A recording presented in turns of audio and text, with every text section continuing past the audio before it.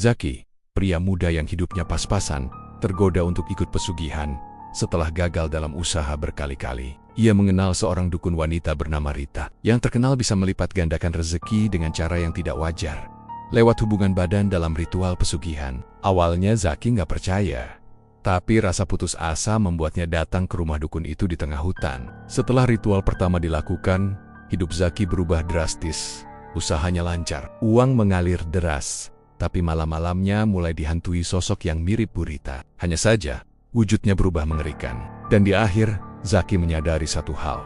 Setiap kali dia bersama makhluk itu, nyawanya sedikit demi sedikit terkuras. Sebelum lanjut ke ceritanya, jangan lupa subscribe channel Mystery Story, tekan tombol like jika kalian suka dengan ceritanya. Dan silakan tulis di komentar jam berapa dan dari kota mana Anda menonton, dan pastikan tonton sampai selesai karena setiap detiknya penuh misteri yang belum pernah terpecahkan. Zaki cuma pengusaha kecil yang hidupnya pas-pasan. Umurnya baru 27 tahun, tapi nasibnya udah kayak orang kalah perang. Setiap usaha yang dia rintis selalu gagal. Pernah jualan online, tapi barang gak laku. Pernah buka warung kopi kecil bareng temannya, tapi baru sebulan udah sepi pembeli. Akhirnya tutup juga. Motor satu-satunya hampir ditarik leasing.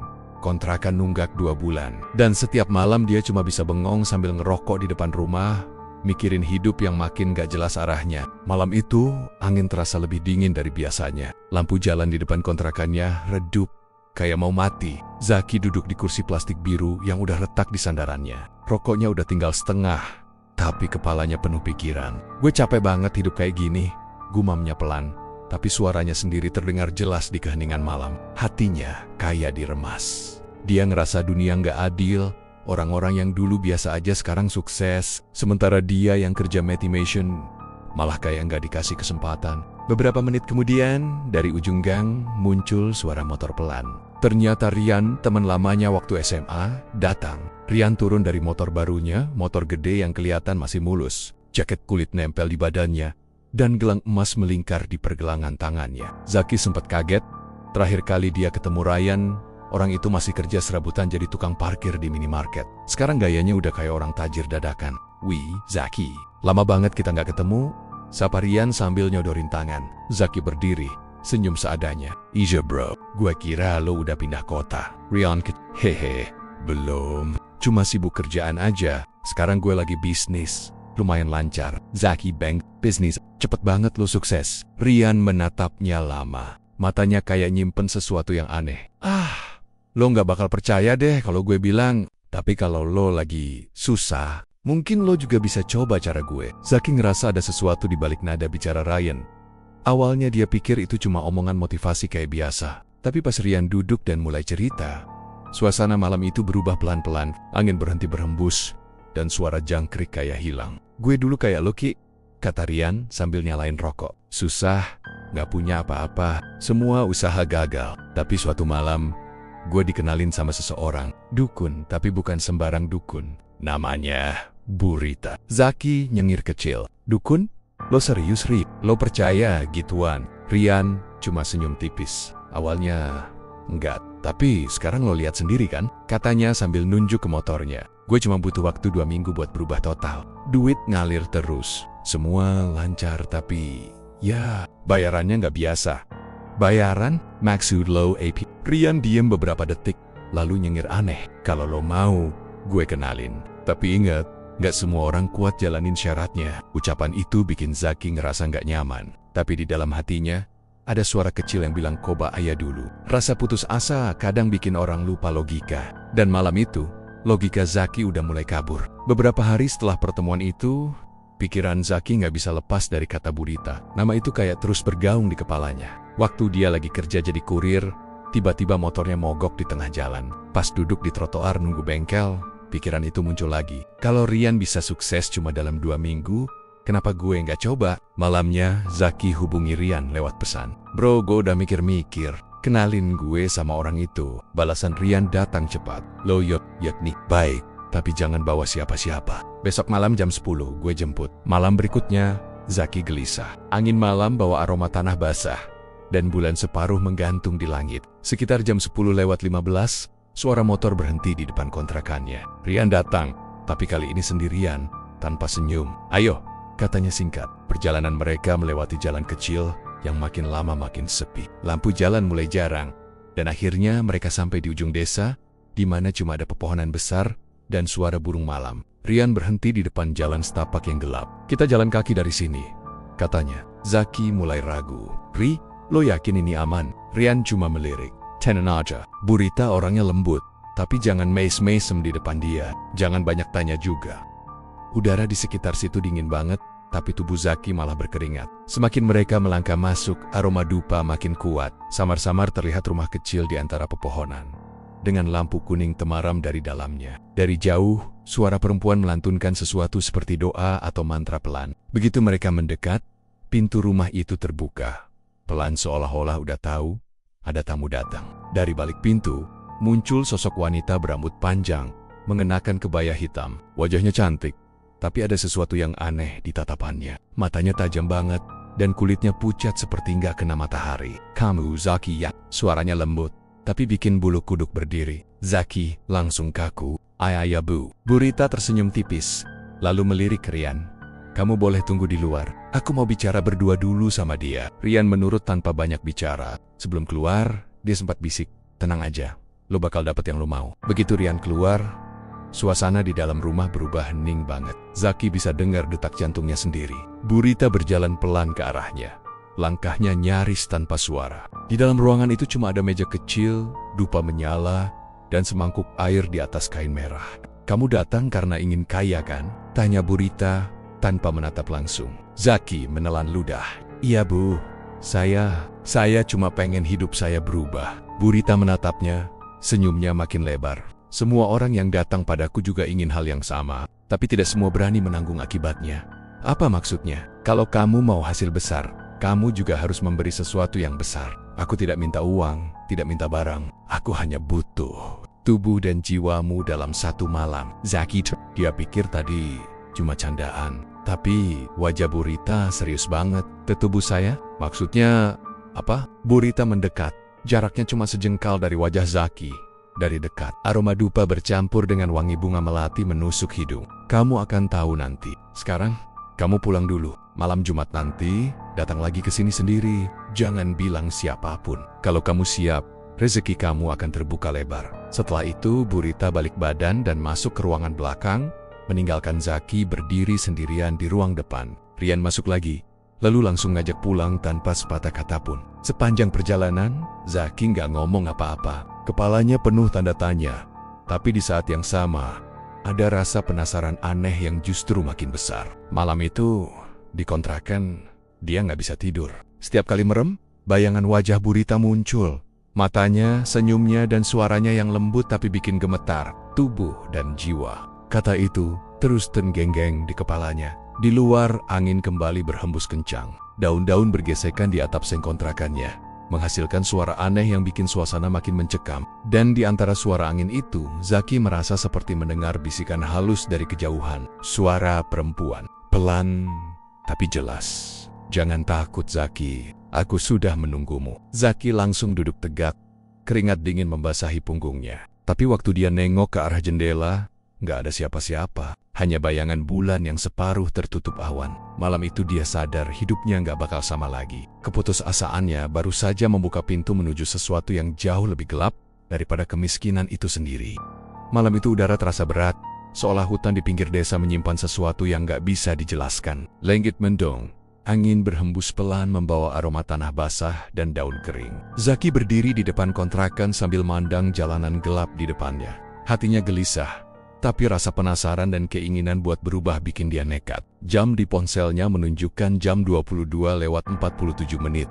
Dia narik napas panjang naik kece motor, dan mulai jalan pelan menuju arah hutan yang dikasih tahu Rian beberapa hari lalu, jalan menuju rumah. Burita ternyata jauh lebih sepi dari yang dia bayangin. Setelah keluar dari jalan utama, lampu-lampu jalan mulai jarang. Di kiri kanan cuma sawah dan pepohonan besar yang sesekali bergoyang kena angin. Suara jangkrik nyaring banget, kayak sengaja ngisi kesunyian malam itu. Di tengah perjalanan, Zaki sempat mikir buat balik. Tapi entah kenapa, motor terus melaju, kayak ada yang nuntun. Setelah hampir 30 menit, dia sampai di jalan kecil yang mulai menanjak. Jalannya cuma setapak tanah becek, dan di ujungnya terlihat cahaya samar dari rumah kayu. Di sanalah Burita tinggal. Dari jauh Zaki udah bisa ngerasa hawa aneh. Nggak tahu kenapa, bulu kuduknya berdiri.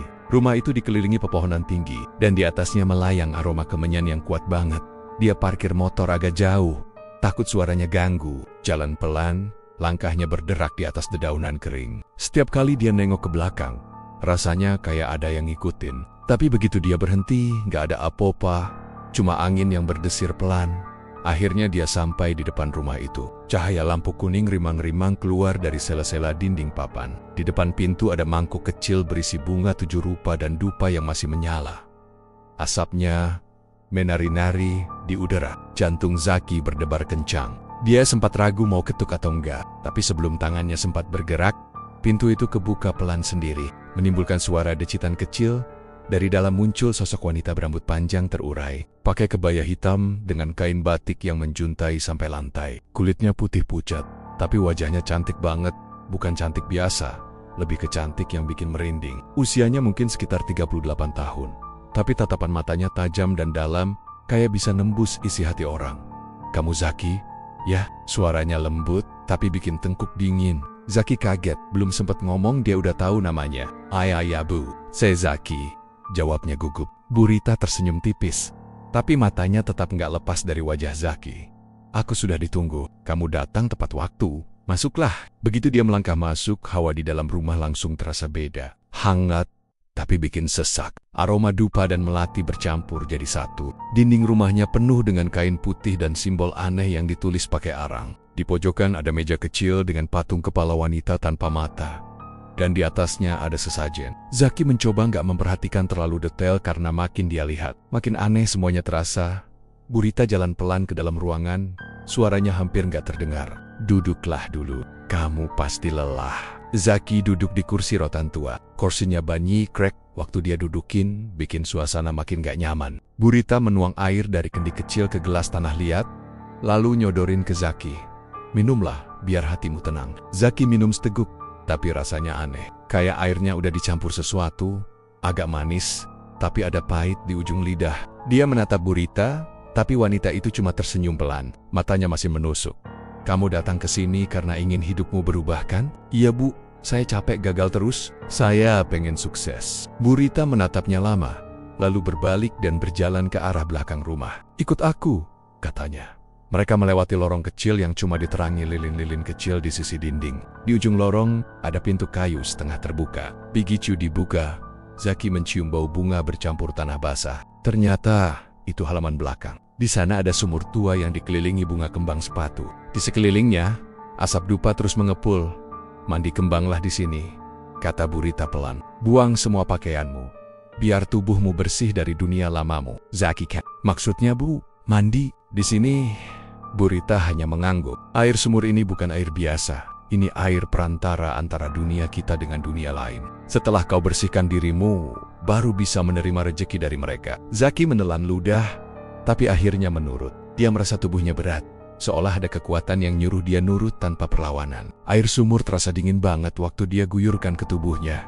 Dinginnya sampai ke tulang. Setiap kali air menyentuh kulitnya, dia merasa kayak ada bisikan halus di telinganya. Padahal di situ cuma mereka berdua. Setelah selesai, Burita ngasih kain putih buat nutup badan. "Sekarang, minumlah ini," katanya sambil ngasih segelas cairan hitam pekat. Aromanya tajam banget, kayak jamu tapi lebih menyengat. Zaki nekat minum. Rasanya pahit luar biasa, sampai perutnya terasa panas.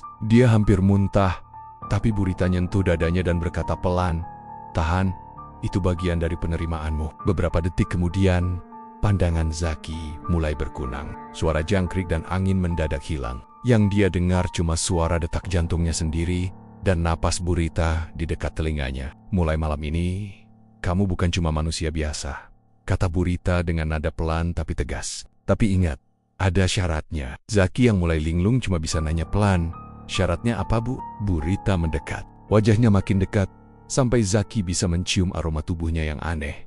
Campuran antara wangi bunga dan bau tanah basah. "Kamu harus menyatu denganku, dengan seluruh jiwamu." Zaki kaget, tapi tubuhnya nggak bisa mundur. Burita menatap matanya dalam-dalam. Mata itu nggak lagi terlihat seperti mata manusia. Ada bayangan berwarna keemasan di dalamnya, berputar pelan seperti pusaran air. "Jangan takut," bisik Burita. Kalau kamu ikhlas, semua yang kamu mau akan datang padamu. Zaki ingin bertanya, tapi lidahnya berat, tubuhnya mulai panas. Pandangannya goyah, dan di sekelilingnya terlihat seperti kabur. Cahaya lilin di belakang rumah bergoyang kencang, lalu satu persatu padam. Hanya tinggal satu lilin yang masih nyala. Cahayanya bergetar di wajah Burita yang perlahan-lahan berubah. Rambutnya bergerak sendiri, seolah tertiup angin dari bawah. Wajahnya tetap cantik, tapi kulitnya mulai tampak bersisik samar, seperti sisik halus ular. Zaki mundur satu langkah, tapi tiba-tiba kaki dan tangannya nggak bisa digerakkan. Burita mengulurkan tangan, sentuhannya dingin banget. Tenanglah Zaki, ini baru awalnya, katanya lembut tapi menakutkan. Tiba-tiba angin berhembus kencang dari arah sumur. Air di dalamnya beriak sendiri. Dan dari dalam sumur muncul suara bisikan panjang yang gak jelas dari mana asalnya. Zaki gak bisa berpikir jernih. Dunia di sekelilingnya berputar, tapi wajah Burita tetap jelas di depannya. Tersenyum dengan mata yang berkilat aneh. Lalu semuanya gelap. Zaki gak tahu berapa lama dia pingsan. Saat sadar, dia sudah terbaring di dalam rumah. Tubuhnya diselimuti kain putih. Burita duduk di sampingnya, menatapnya dengan pandangan lembut tapi dingin. Kamu sudah melewati tahap pertama, katanya. Mulai sekarang, rezekimu akan terbuka. Tapi ingat, jangan pernah melanggar larangan-laranganku. Sekali kamu menentang, mereka akan datang menjemput. Zaki ingin nanya siapa mereka, tapi tenggorokannya kering. Burita cuma tersenyum lagi. Kamu boleh pulang sekarang, tapi mulai besok malam, jangan pernah tidur sebelum jam 12. Aku akan datang dalam mimpi untuk menyempurnakan perjanjian kita. Zaki menatapnya bingung. Tapi begitu keluar dari rumah itu, udara malam tiba-tiba berubah. Jalanan yang tadi terasa menyeramkan, sekarang justru terasa ringan. Bahkan suara jangkrik kembali terdengar. Namun di tengah perjalanan pulang, Zaki sadar. Aroma kemenyan masih terus menempel di bajunya. Dan setiap kali dia nengok ke spion motor, dia ngerasa kayak ada bayangan wanita duduk di jok belakang. Rambut panjangnya melambai pelan diterpa angin malam. Malam itu suasananya berat banget. Kayak ada hawa aneh yang bikin bulu kuduk Zaki berdiri sejak pertama kali dia masuk ruangan itu. Lampu minyak di pojok ruangan bergetar kecil, seolah api juga takut sama yang bakal terjadi malam itu. Udara dingin tapi juga lembab, kayak bercampur sama aroma dupa dan bunga 7 rupa yang makin lama makin menyengat. Di tengah ruangan, Burita duduk bersila di atas kain merah yang dibentang di lantai tanah. Di sekelilingnya ada lingkaran garam yang disusun rapi banget. Dan di atasnya taburan bunga warna-warni. Suara jangkrik di luar berhenti mendadak.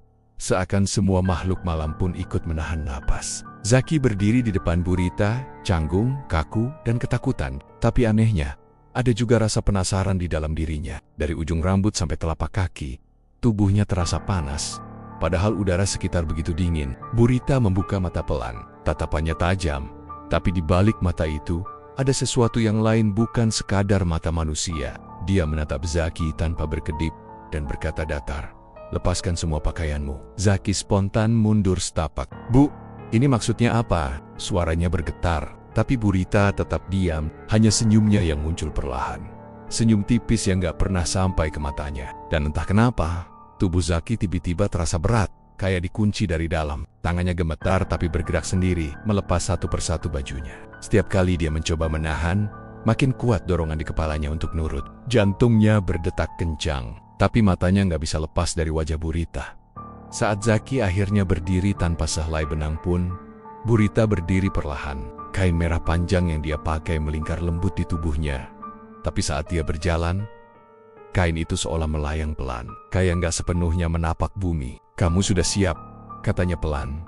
"Sekarang lihat aku." Zaki menelan ludah, napasnya berat. Saat Burita mengangkat tangannya, angin langsung berhembus dari jendela terbuka, meniup dupa dan membuat api lilin menari-nari. Suara halus kayak bisikan muncul dari setiap sudut ruangan, suara-suara yang gak jelas, tapi terasa seperti memanggil nama Zaki.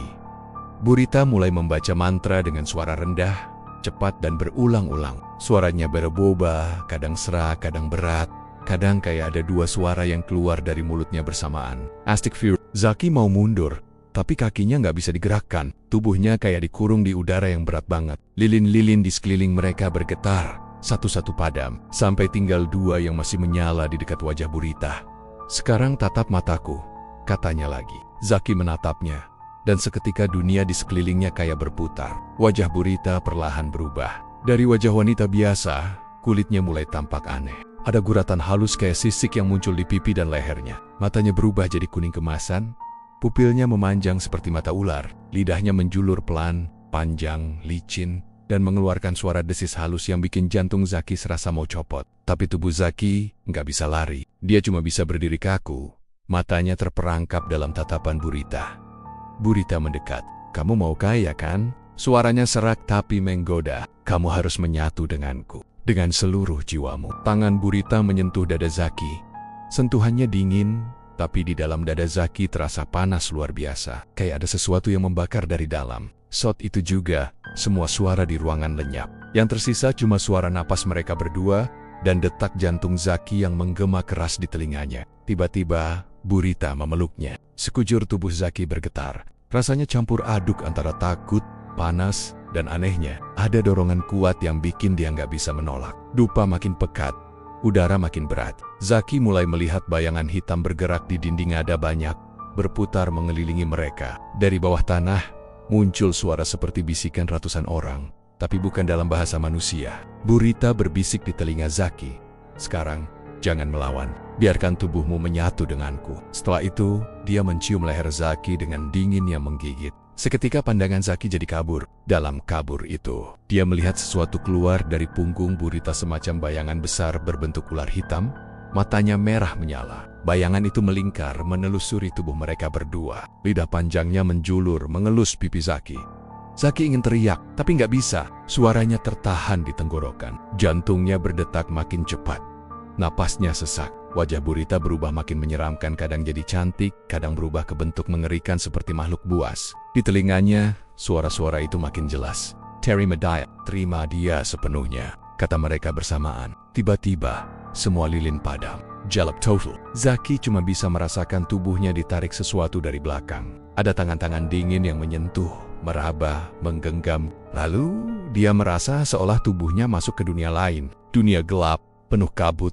Dan di tengahnya ada Burita yang berdiri telanjang. Tapi kulitnya sekarang benar-benar bersisik seperti ular. Di bawah kakinya, ada kolam air hitam, dan di dalamnya seperti ada kepala manusia tenggelam perlahan satu persatu. "Mulai malam ini, kamu milikku," katanya dengan suara dua lapis. "Kamu sudah memberikan dirimu. Kamu bukan lagi manusia biasa." Dia menyentuh dada Zaki. Dan dari situ muncul cahaya merah kecil yang berpindah dari tubuh Zaki ke telapak tangan Burita. Zaki pingsan seketika. Tubuhnya jatuh ke lantai tanah dengan keras, tapi sebelum benar-benar gelap, dia sempat melihat satu hal terakhir.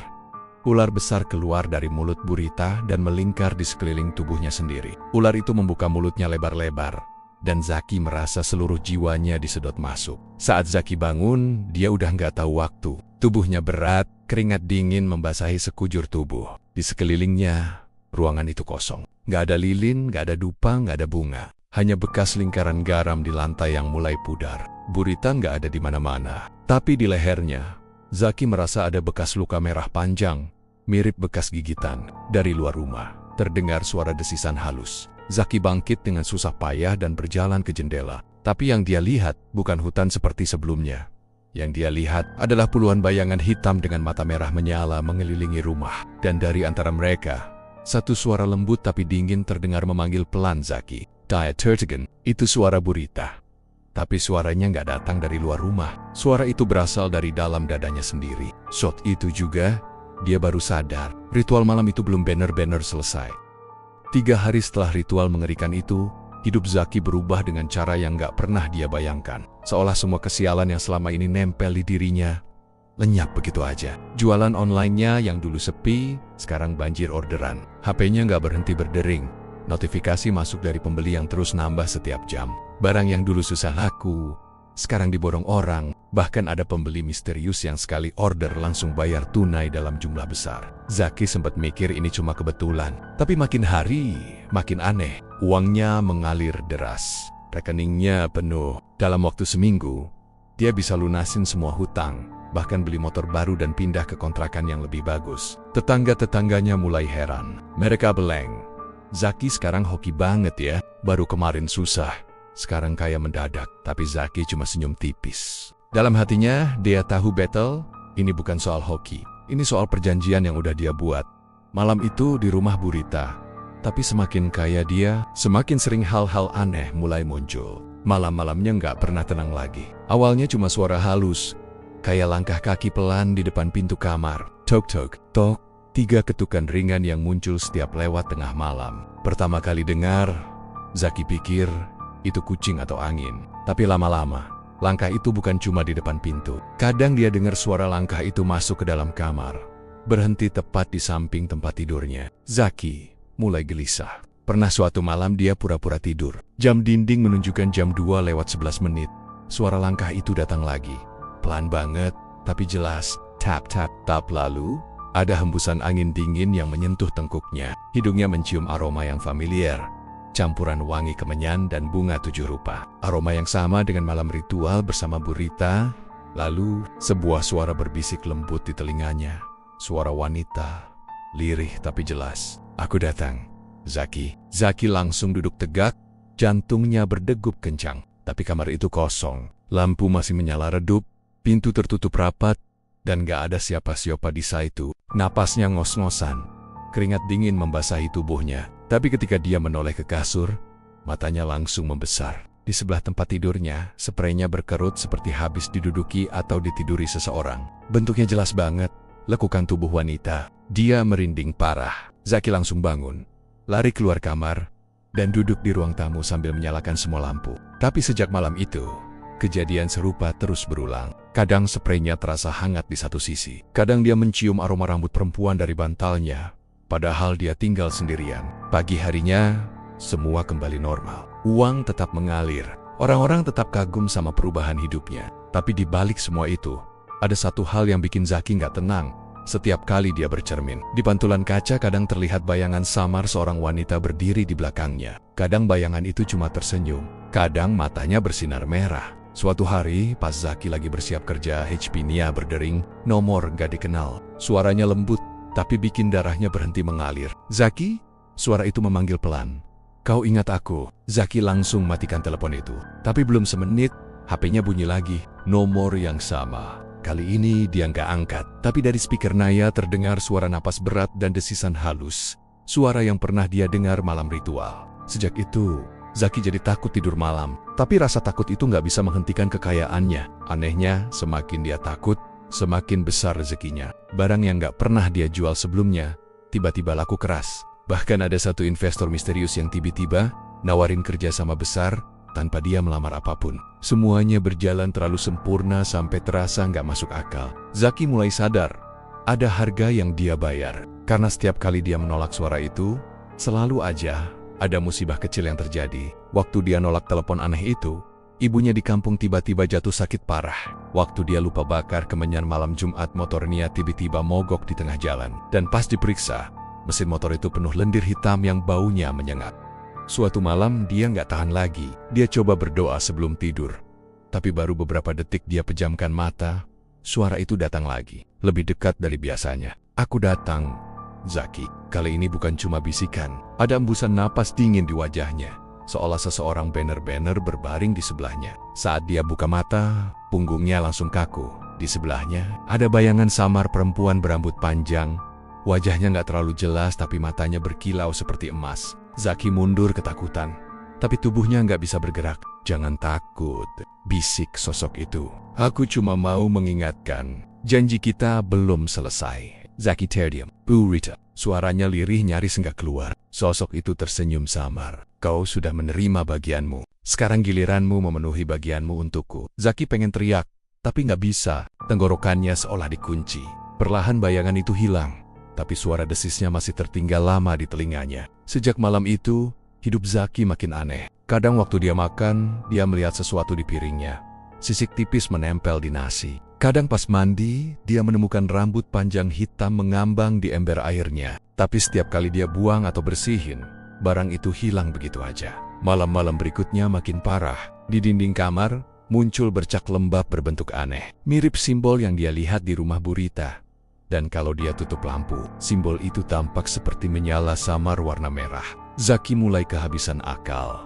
Dia coba cerita ke Ryan, temannya yang dulu ngenalin dia ke Bu Rita, tapi Ryan cuma tertawa kaku dan bilang, "Lo kira gue gak ngalamin hal yang sama? Kalau lo berhenti nurut sama dia, siap-siap aja hidup lo balik ke nol. Atau malah lebih buruk dari nol." Ucapan itu bikin Zaki makin resah. Tapi di satu sisi, kekayaan itu begitu nyata. Uang, mobil, pekerjaan, semua ada di genggamannya. Kadang dia mikir, mungkin ini harga yang pantas. Mungkin suara itu cuma bagian dari perjanjian. Tapi malam itu, semuanya berubah. Waktu Zaki lagi tidur, dia merasa ada tangan lembut menyentuh pipinya. Hangat, halus, tapi juga dingin di saat yang sama. Saat dia buka mata, sosok Burita duduk di pinggir tempat tidurnya, senyum samar di bibirnya. "Aku kangen kamu," katanya pelan. Suaranya menggema di kepala Zaki. "Kau pikir aku hanya datang untuk menakutimu?" Zaki gemetar, nggak bisa bicara. Tubuhnya kaku. Sosok Burita makin mendekat lalu berbisik.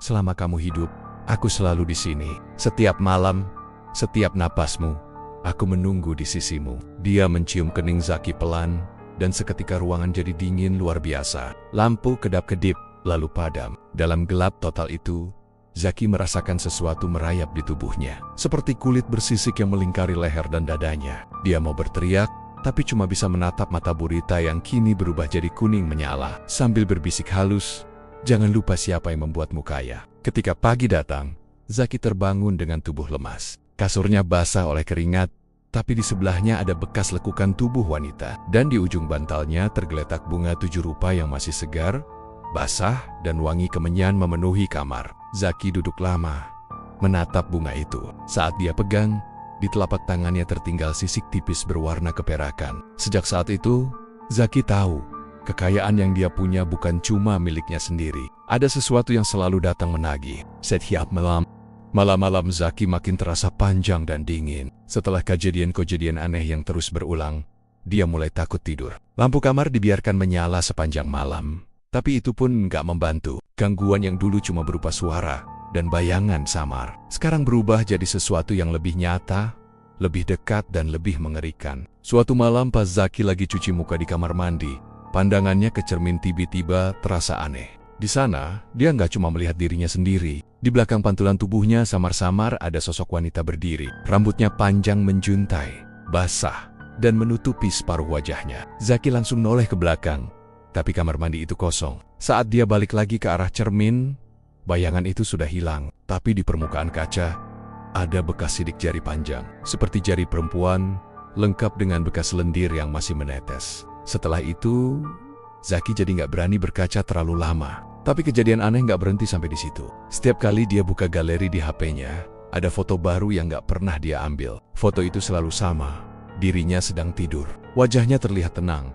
Tapi di belakangnya, kalau diperhatikan baik-baik, selalu ada bayangan samar bentuk wanita berambut panjang berdiri di sisi kasur. Semakin malam berlalu, posisi bayangan itu makin dekat. Awalnya Zaki mikir mungkin ada orang yang iseng. Tapi siapa yang bisa masuk ke kamarnya tanpa membobol pintu? Semua jendela dikunci, dan dia tinggal sendirian. Malam berikutnya, dia coba pasang kamera CCTV kecil di pojok kamar. Tapi waktu pagi datang dan dia lihat hasil rekamannya, file itu korup. Gambar terakhir yang berhasil ditangkap cuma menunjukkan dirinya sedang tidur.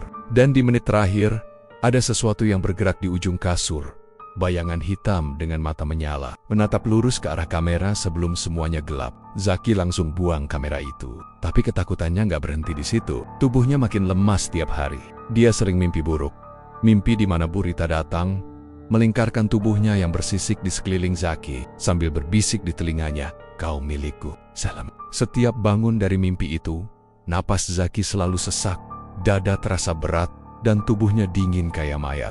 Kadang di lehernya ada bekas merah seperti dicengkram tangan seseorang. Malam itu, tepat jam 2 pagi, Zaki tiba-tiba kebangun tanpa sebab. Kamar yang biasanya terang terasa lebih redup, lampu kedap-kedip kayak mau padam. Udara berubah dingin banget, sampai napasnya sendiri kelihatan. Zaki ngerasa ada sesuatu di kakinya. Saat dia tengok, jantungnya hampir berhenti. Di ujung tempat tidurnya, Burita duduk diam, menatapnya. Tapi kali ini wujudnya bukan seperti manusia. Kulitnya bersisik keperakan, matanya sepenuhnya hitam tanpa bola mata, dan lidahnya menjulur panjang, bergerak pelan seperti ular yang mengintai mangsanya. Dari tubuhnya keluar suara desisan rendah, kayak suara angin yang melintas di sela-sela batu. Zaki pengen teriak, tapi mulutnya kaku. Tubuhnya nggak bisa bergerak sama sekali, kayak dipaku di tempat. Nafasnya pendek-pendek, dada naik turun cepat. Burita membuka mulutnya perlahan. Suaranya berat dan menggema di kepala Zaki, bukan di telinga. Kenapa kamu takut, Zaki? Zaki cuma bisa memandang dengan mata membelalak. Air mata menetes tanpa sadar. Burita berdiri, langkahnya nggak menimbulkan suara sama sekali. Dia jalan pelan ke arah Zaki, lalu duduk di sisi kasur, wajahnya makin dekat. Lidahnya yang panjang bergerak pelan di depan wajah Zaki, nyaris menyentuh kulitnya. Kau lupa, semua rezeki yang kau punya berasal dariku. Setiap uang, setiap makanan, setiap napas, ada aku di dalamnya. Zaki mau berdoa, tapi suaranya nggak keluar. Yang keluar cuma suara desisan kecil dari tenggorokannya. Burita tertawa kecil, tapi tawa itu bukan seperti manusia. Lebih mirip gabungan suara wanita dan ular yang saling tumpang tindih. Kau ingin bebas? Katanya pelan, menatap lurus ke mata Zaki. Tak ada yang bebas dari perjanjian darah Zaki. Zaki menutup mata rapat-rapat, berharap semua itu cuma mimpi. Tapi saat dia buka mata lagi, wajah Burita udah tepat di depan wajahnya. Matanya menatap tajam, hitam legam, tak berujung. Dari hidungnya keluar aroma kemenyan bercampur amis darah. Ingat, Zaki, katanya sambil menekan dadanya pelan. Kekayaanmu bukan cuma hadiah, tapi bagian dariku. Jangan pernah berpikir bisa lari. Setelah itu, sosok Burita perlahan lenyap di udara, meninggalkan hawa dingin yang menggigit. Zaki terbaring kaku beberapa menit, baru bisa bergerak setelah tubuhnya bergetar hebat. Napasnya berat dan dada terasa nyeri. Pagi harinya, waktu dia bangun, semua terasa normal lagi. Tapi di ujung kasur, tepat di tempat Burita tadi duduk, ada bekas lembab besar, seperti tubuh basah yang baru aja duduk di sana. Di lantai dekat kasur, ada sisik keperakan kecil, berkilau saat kena sinar matahari. Zaki semakin gak tenang. Siang hari pun, rasa takutnya gak hilang. Kadang pas dia di dapur, dia mendengar suara bisikan lembut memanggil namanya dari kamar mandi. Kadang pintu kamar kebuka sendiri, padahal gak ada angin. Pernah juga, pas dia makan, sendok di tangannya tiba-tiba terasa berat, dan dari dalam piringnya keluar lendir bening dengan bau yang sama kayak malam ritual dulu. Dia udah gak tahu harus ngapain. Mau pergi, tapi selalu ada perasaan aneh yang nahan langkahnya. Kayak ada sesuatu yang ngikat dari dalam. Malamnya, dia coba tidur di ruang tamu. Tapi pas bangun, dia udah ada di kamar lagi. Padahal dia yakin gak pindah ke sana. Gangguan makin parah tiap hari. Suatu malam, waktu hujan deras, Zaki dengar suara langkah kaki di depan pintu kamarnya. Langkahnya pelan tapi berat. Tap-tap. Tap, di sela suara hujan, terdengar bisikan. Buka pintunya, Zaki. Zaki menatap pintu itu dengan mata lebar. Gagang pintu berputar pelan sendiri, klik, pintu terbuka sedikit, memperlihatkan kegelapan pekat di luar sana. Angin dingin langsung menerpa wajahnya. Dari celah pintu, dua mata kuning samar terlihat menatapnya. Zaki spontan lempar benda apapun yang bisa dia jangkau, lalu lari ke sudut ruangan. Tapi nggak ada suara jatuh, nggak ada apa-apa yang dia lempar. Pintu kembali tertutup perlahan. Dia udah nggak bisa mikir logis lagi. Setiap kali dia coba menolak kehadiran itu, sesuatu selalu balas. Pernah suatu malam dia buang semua bunga 7 rupa dan dupa dari rumahnya. Tapi esok paginya, bunga-bunga itu muncul lagi di meja makan, masih segar. Dan di tengahnya ada tulisan kecil di kertas putih, "Jangan lupakan aku." Zaki mulai kehilangan akal. Tidur gak bisa, makan gak tenang. Setiap kali cermin menangkap bayangannya, kadang yang muncul bukan dirinya, tapi wajah Burita yang tersenyum dengan mata hitam legam. Malam ke-7 sejak gangguan itu makin parah, Zaki bangun dengan tubuh dingin. Lampu kamarnya mati, tapi dia bisa ngerasain ada seseorang di sebelahnya. Nafas lembut, tapi beraroma kemenyan dan darah, berhembus di telinganya. "Aku di sini, Zaki." Suara itu pelan, tapi jelas. "Jangan pernah berpikir kau bisa lari dari perjanjian kita." Zaki menggigil. Nggak berani buka mata, tapi tangan dingin menyentuh wajahnya, dan suara tawa pelan terdengar di telinganya sebelum semuanya gelap. Paginya, Zaki bangun dengan tanda merah di leher, seperti bekas lilitan ular. Di cermin, dia menatap dirinya sendiri lama-lama, tapi kali ini, bayangan di cermin tersenyum duluan sebelum dia sempat bereaksi. Saat itu, Zaki baru sadar, Burita bukan cuma datang saat malam, dia sudah tinggal di dalam dirinya. Malam itu, udara di sekitar hutan terasa lebih dingin dari biasanya. Kabut tebal menutupi jalan setapak menuju rumah Burita, dan suara jangkrik pun seperti enggan bersuara. Zaki melangkah pelan.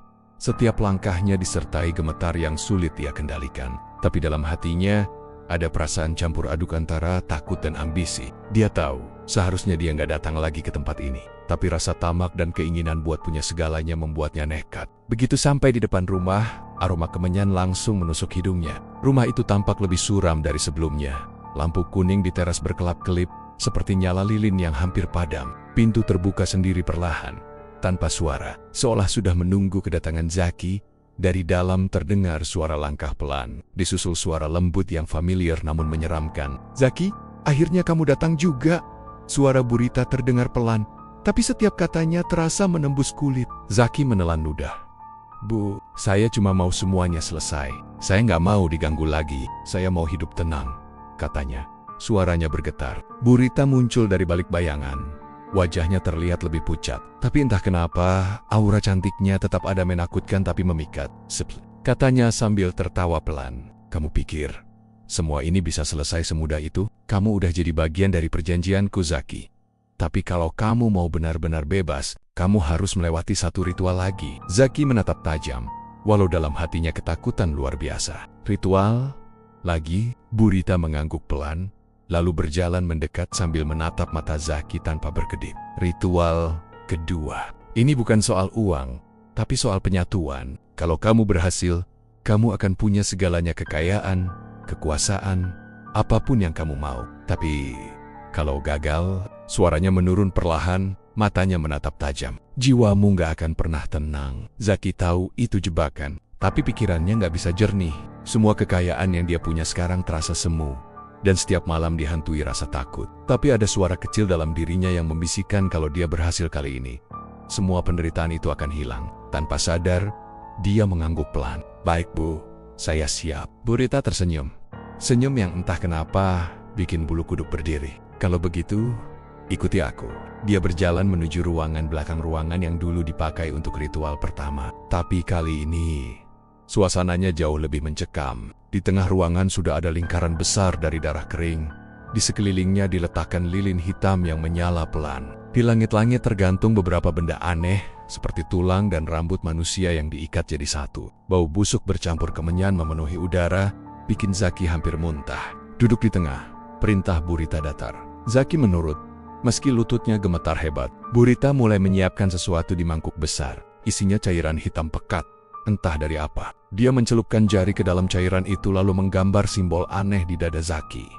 Rasanya dingin, tapi lama-lama panas seperti terbakar. "Jangan bergerak," katanya tegas. "Kalau kamu bergerak sedikit saja, kamu nggak akan keluar dari sini hidup-hidup." Zaki menggertakkan gigi, menahan rasa sakit. Burita lalu berdiri di depannya dan mulai melantunkan mantra dalam bahasa yang nggak dia mengerti. Suaranya berubah kadang berat, kadang melengking, seperti ada dua orang yang bicara bersamaan dari mulut yang sama. Lilin-lilin di sekitar mereka bergetar, lalu tiba-tiba padam satu persatu, menyisakan cahaya merah samar dari bara dupa. Tiba-tiba dari luar rumah terdengar suara lolongan panjang, entah dari anjing atau sesuatu yang lain. Angin berhembus masuk dari sela-sela dinding, membuat kemenyan berputar dan asapnya membentuk wajah-wajah aneh yang menatap Zaki.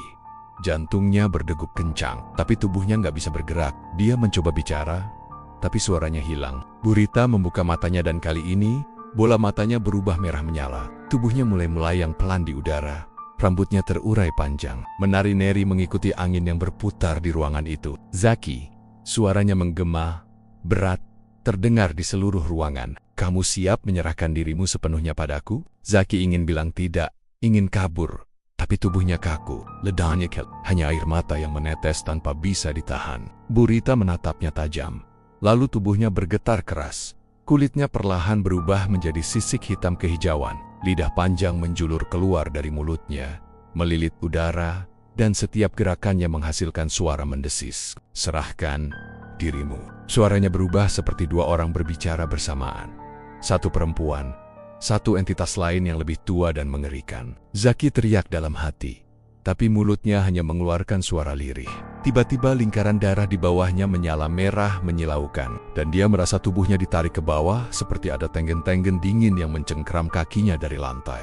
Dia mencoba meronta tapi tak bisa. Burita mendekat, wajahnya setengah manusia setengah makhluk. "Lihat aku, Zaki, tatap mataku," katanya pelan tapi tegas. Dan saat Zaki menuruti, dunia di sekitarnya langsung berputar cepat. Dia melihat kilasan wajah-wajah orang yang dia kenal. Rumahnya, uang yang dia pegang, semua terbakar dalam cahaya merah. Lalu muncul bayangan dirinya sendiri, tapi dengan wajah kosong dan mata hitam pekat. Sosok itu menatapnya sambil tersenyum dingin. "Sekarang kamu bukan cuma manusia, Zaki." Suara Burita terdengar jauh, bergema di dalam kepalanya. Kamu bagian dari perjanjianku. Setengah dirimu sudah jadi milikku. Tiba-tiba tubuh Zaki terhempas ke belakang. Lilin-lilin padam semua. Jalab total. Hanya suara napasnya sendiri yang tersisa. Berat dan tersengal. Dia merasa dadanya sesak. Lalu pelan-pelan, rasa dingin menjalar ke seluruh tubuhnya. Taya pingsan. Entah berapa lama, Zaki sadar di lantai dengan tubuh penuh keringat dan bekas darah kering di sekelilingnya. Burita sudah nggak ada, tapi di dinding depan ada tulisan besar dengan darah. Satu lagi ritual, dan semua milikmu. Zaki menatap tulisan itu sambil gemetar, tapi di dalam hatinya ada sesuatu yang berubah. Dia merasa kosong. Setengah dari dirinya seperti menghilang, tapi di sisi lain, ada kekuatan aneh yang terasa di dalam tubuhnya. Dia berdiri pelan, keluar dari rumah itu dengan langkah gontai. Dari keyohan, hutan di belakang rumah Burita seolah berbisik, dan dari balik pepohonan, dua mata merah tampak mengawasinya. Zaki menatap balik sebentar, lalu memalingkan wajah dengan cepat. Tapi sejak malam itu, dia tahu satu hal, hidupnya udah bukan miliknya lagi. Ada sesuatu di dalam dirinya yang ikut hidup, dan menunggu ritual terakhir. Beberapa minggu setelah ritual kedua itu, desa tempat Zaki tinggal mendadak jadi ramai. Orang-orang mulai bisik-bisik, cerita aneh soal seorang pria yang katanya udah nggak waras. Awalnya cuma desas-desus, tapi makin lama makin jelas karena semuanya bercerita hal yang sama. Zaki, si pengusaha muda yang dulu tiba-tiba kaya, mendadak sekarang berubah jadi kayak orang kesurupan. Malam itu, warga geger. Dari kontrakan kecil di ujung gang, terdengar suara teriakan keras diikuti suara benda pecah. Beberapa tetangga yang penasaran datang, tapi begitu pintu dibuka, mereka semua mundur ketakutan. Di pojok kamar, Zaki duduk meringkuk, tubuhnya kurus kering. Matanya kosong menatap dinding. Bibirnya terus komat-kamit, ngomong sesuatu yang gak jelas. Dia ngomong sama siapa? Tanya salah satu warga dengan suara gemetar. Katanya sih, sama Burita. Jawab tetangga sebelah dengan wajah pucat. Zaki memang tampak seperti orang yang kehilangan akal. Tubuhnya penuh goresan, kuku jarinya kotor dan berdarah, seolah sering mencakar-cakar lantai. Tapi yang paling bikin bulu kuduk berdiri adalah suaranya. Kadang dia ketawa kecil sambil bilang, dia datang lagi. Cantik banget, tapi dingin. Kadang dia menjerit, jangan sentuh aku, lepasin aku Burita. Sejak malam itu, nggak ada satupun warga yang berani mendekat kontrakan Zaki setelah maghrib. Tapi mereka tetap bisa dengar suara langkah pelan dari dalam rumah. Meskipun Zaki udah dibawa ke rumah sakit jiwa beberapa hari kemudian. Kadang suara itu berhenti di depan jendela, lalu terdengar suara perempuan berbisik pelan, Zaki milikku. Warga yang rumahnya dekat kontrakan itu bilang, setiap malam Jumat Kliwon, aroma kemenyan sering tercium dari arah rumah itu. Padahal udah nggak ada orang di sana. Pernah juga ada yang nekat lewat pas tengah malam. Katanya dia lihat bayangan wanita berdiri di depan pintu berambut panjang, pakai kain merah, dan matanya bersinar merah samar. Dia senyum, Mas. Senyum, tapi matanya kayak nyari seseorang.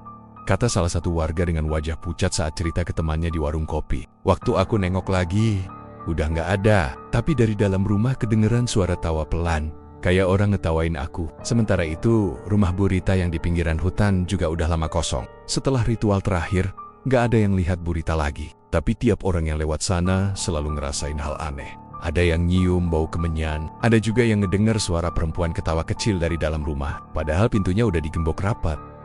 Beberapa anak muda yang penasaran pernah coba masuk waktu siang hari. Katanya, di dalam rumah itu banyak bekas darah kering di lantai. Dan di dinding ada tulisan samar. Satu lagi. Dan semua akan lengkap. Salah satu dari mereka bahkan sempat ngambil foto. Tapi pas dilihat ulang di HP, muncul sosok perempuan berdiri di belakang mereka berpakaian merah. Rambut menutupi wajah, dan senyumannya aneh banget. Sampai mereka semua langsung hapus foto itu dan kabur ketakutan. Waktu Zaki dibawa ke rumah sakit, dokter bilang dia kayak kehilangan sebagian kesadarannya. Kadang dia sadar dan bisa ngomong normal, tapi sering juga dia cuma bengong sambil nyebut nama Burita berulang-ulang. Pernah suatu malam, perawat jaga dengar suara Zaki ketawa kecil, lalu tiba-tiba semua lampu di ruangan padam. Waktu lampu nyala lagi, Zaki udah berdiri di pojokan kamar, mukanya ngadep ke tembok, dan di dindingnya ada tulisan pakai darah. Dia datang menjemputku. Sejak kejadian itu, pihak rumah sakit langsung mindahin Zaki ke ruangan khusus yang dijaga ketat. Tapi anehnya, keesokan harinya Zaki tiba-tiba menghilang. Nggak ada jejak, nggak ada tanda pintu dibuka, nggak ada kamera yang nangkep dia keluar. Semua orang bingung. Hanya satu hal yang ditemukan di kamarnya, sebuah kain merah. terlipat rapi di atas ranjang. Masih hangat seperti baru saja dipakai seseorang. Kabar lenyapnya Zaki cepat menyebar. Ada yang bilang dia dibawa Burita ke alam lain. Ada juga yang bilang dia sendiri datang ke rumah itu lagi, karena jiwanya udah separuh milik sang dukun. Beberapa warga bersumpah sempat lihat sosok laki-laki berjalan sendirian di tengah hutan malam itu. Pakai baju lusuh dan langkahnya gontai, seolah nggak sadar arah. Tapi yang bikin merinding, di belakangnya ada bayangan perempuan mengikuti dari jauh, dengan rambut terurai dan kain merah melambai tertiup angin.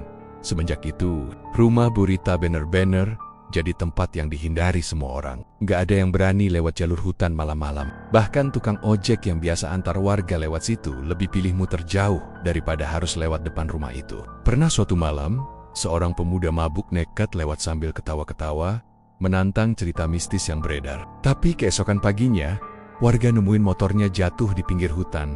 Sementara pemuda itu hilang tanpa jejak. Di tanah cuma ada jejak kaki kecil perempuan memutari motor itu berulang kali. Dan anehnya, seminggu kemudian, seorang pedagang di pasar ngaku pernah lihat pemuda itu duduk di pojokan warung kopi. Tatapannya kosong, bibirnya pucat. Waktu ditanya, dia cuma jawab pelan, "Dia manis banget," tapi matanya dingin. "Dia nggak mau aku pergi." Lalu pria itu tiba-tiba pingsan. Dan setelah sadar, dia nggak inget apa-apa. Orang-orang percaya Zaki nggak pernah benar-benar mati. Raganya mungkin udah nggak di dunia, tapi jiwanya masih bersama Burita, terikat dalam perjanjian yang nggak bisa diputus. Setiap malam Jumat Kliwon, katanya, mereka berdua melakukan ritual penyatuan di alam lain. Demi mempertahankan kekayaan yang dulu Zaki dapat dengan jalan terlarang itu, kontrakan tempat Zaki dulu tinggal sekarang udah dijual murah, tapi nggak ada yang tahan lama di sana. Setiap penghuni baru pasti kabur dalam hitungan hari. Mereka bilang, malam-malam sering kedengeran suara perempuan nangis dari dapur. Kadang juga suara langkah kaki di kamar, padahal nggak ada siapa-siapa. Ada yang pernah ngelihat bayangan laki-laki duduk di pojokan kamar sambil senyum. Matanya kosong, badannya kurus, terus tiba-tiba menghilang begitu aja. Sampai sekarang, orang-orang masih percaya kalau semua itu karena pesugihan yang dijalani Zaki, sebuah perjanjian kotor yang nggak bisa dibatalkan, bahkan setelah kematian sekalipun.